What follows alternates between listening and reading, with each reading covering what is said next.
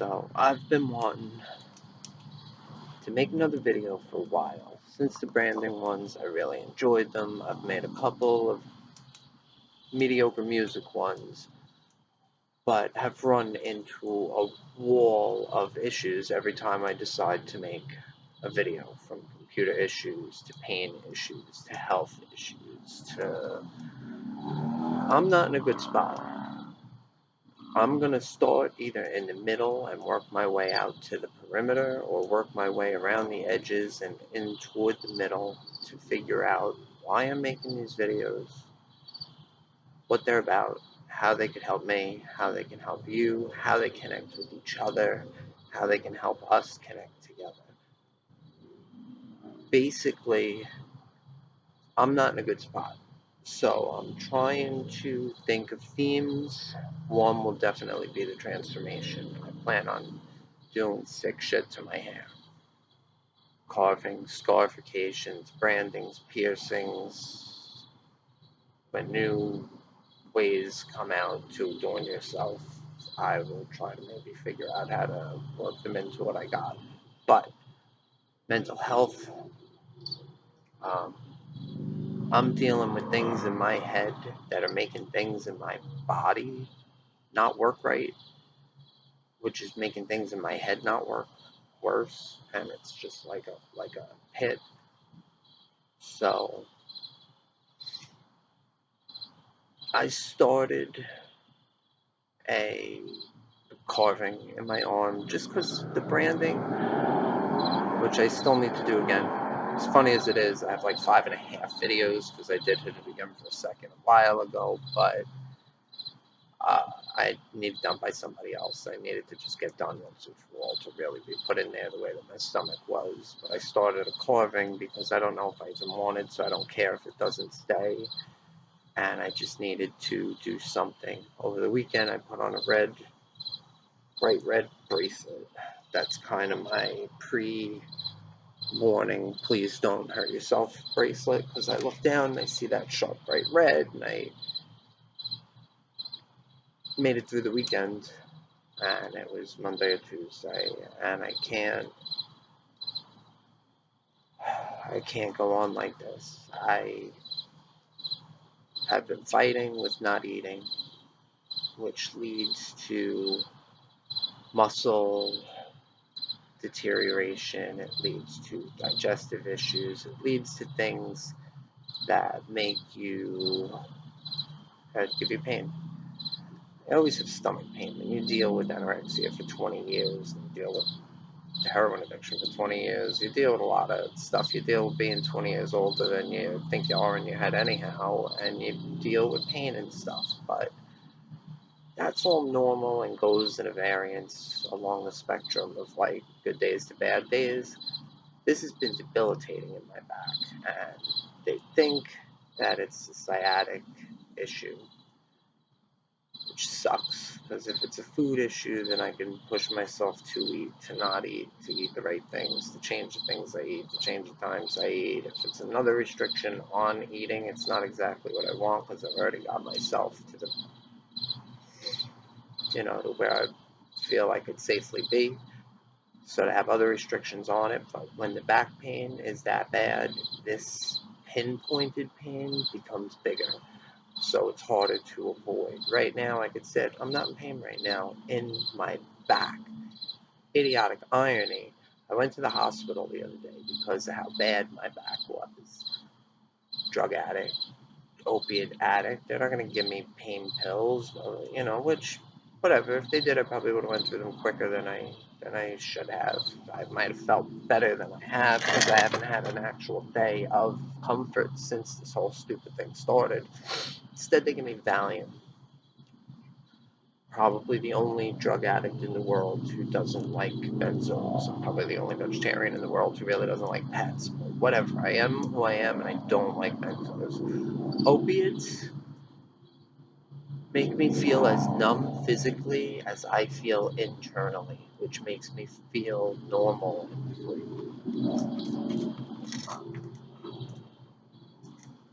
Hello, woman. It also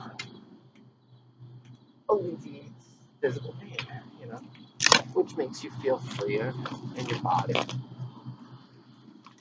which is motivational, which makes you feel good, which makes you feel up and wanting to do stuff. Benzos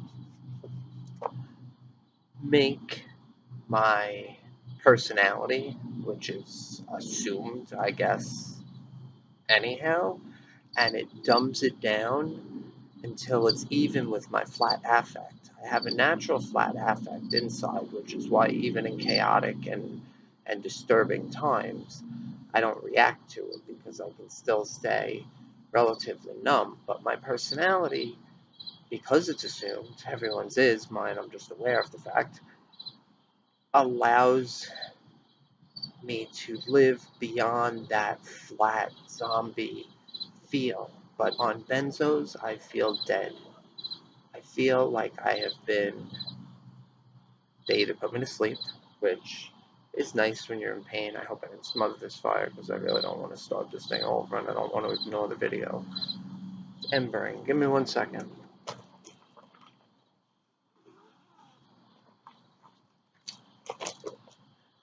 So, puts me to sleep, which is good. When I got home from the hospital, I think they gave me one there. I came home, I went to sleep, I woke up. I started to not feel good in the middle of the night because my sleep pattern was then upside down. I took another one. I felt okay. I got back to sleep, but I've been snappy. I have been short. I have been not able to control the personality, which I assume. Not in control of the actions that I am acting out, instead reacting to irrational stimuli that may or may not even be real, because I'm obviously more jumpy and hypersensitive than I would be normally, and it's because my intellect generally runs the show, so it's not really affected by the emotions. It's not really like controlled by that aspect, and I guess under benzos, which are an emotional class of narcotic, it gives them more control, and I don't like it. Plus, because they put me out, I took them the other night. I fell asleep in my new little hangout, my little shed thing, where I shot part of my doll parts in Vermilion video, where I chill out and smoke and listen to music and call the corners and talk to the demons and meditate and sew and do all sorts of things that I can't do right now because I fell asleep in there on this stupid fucking Valium because I don't like the way that they affect me physically or mentally or emotionally or whatever. I get so confused, I don't even know. I just feel like my soul is dying. But I fell asleep in a chair on my arm with a bad back for a day and a half. I have almost no motor control over my right hand. I can't sew.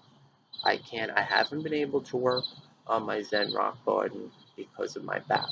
The Valium have made my back they've alleviated the pain in my back enough that I could work on it, but I have no motivation because I'm some kind of somnambulist, like walking around halfway between sleep and death.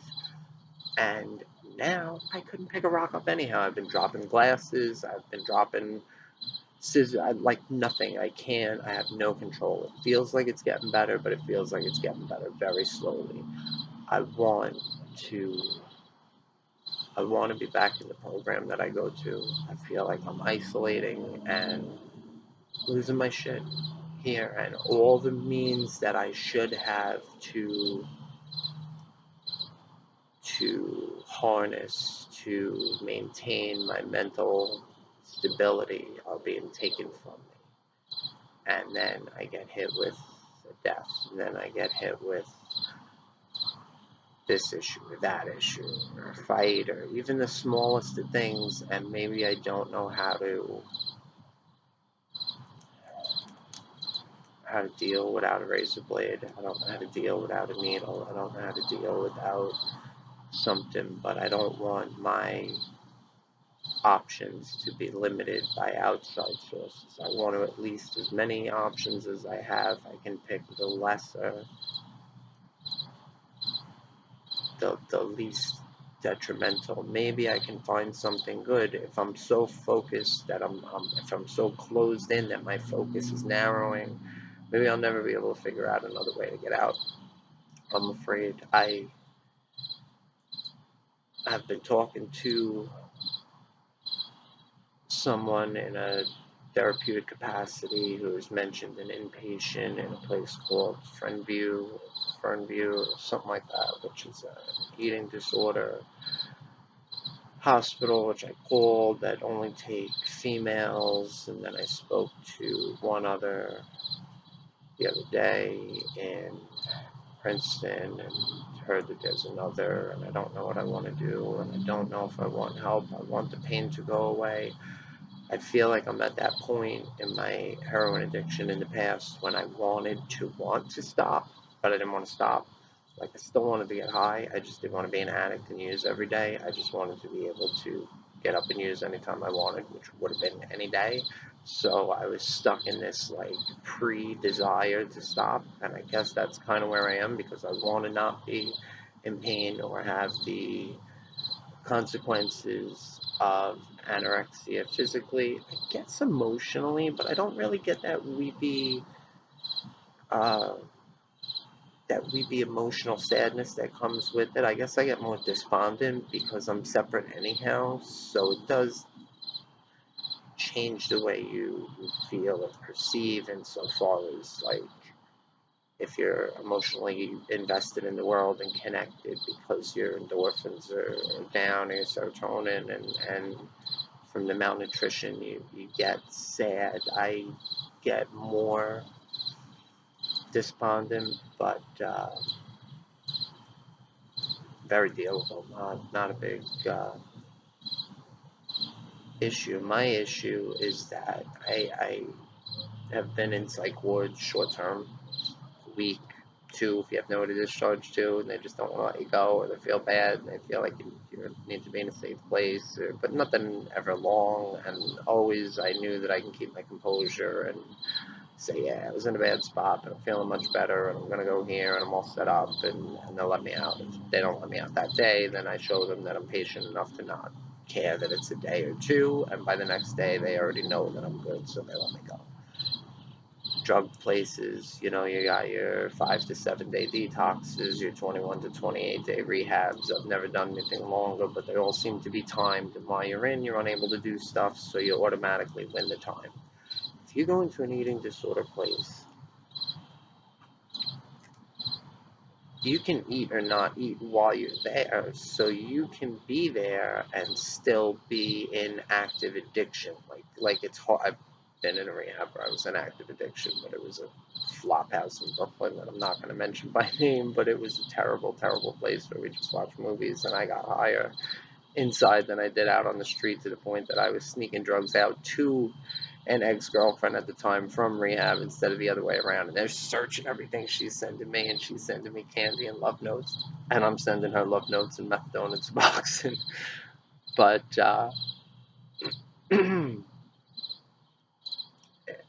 I asked them how long, and they said it's an individual case, which means that they set criteria on your recovery. And if my criteria is to put on 30 pounds and I can't do it,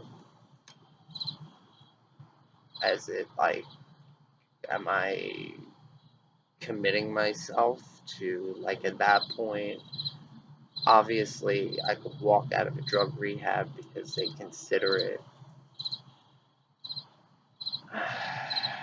it's a necessary aid for what they consider a disease, which is how they justify paying for it insurance-wise. But basically, it's a therapeutic attempt to give you a jump start into a new way of life. If you leave and you're still in a mindset of getting high, they're not going to keep you there. They're not going to say that you're a threat to yourself. If you go into an ED hospital and you're X weight that I am now, and they say that you need to be at Y weight, and you don't get there and you stay at X, or you even drop down to V, can they say that you're a danger to yourself and now commit you? And now you're like state hospital, psych ward, drugged against your, like, will. That was always my fear of long-term psych wards. I always thought of the idea of a long-term psych ward as being an adventure that I wanted to try, but not at the risk of getting doped down and dumbed down to where they could then make me unable to get out by changing my cognitive ability, taking away my ability to have that patience that I said I had earlier, that I know I can get out of the psych ward, because in the short terms they can ask you to take stuff, but they don't force you to unless you're freaking out. I don't know about the safe ones, and I don't know if an ED hospital can become a straight up psych ward, because you're going to kill yourself. You're suicidal. You're not eating. Even if you are eating, if you're not eating up to what they decide, it's scary, because who the hell are they to decide? And at the same time, with medical issues that eating causes problems from not doing, but also causes problems from doing, are they gonna, therapeutically,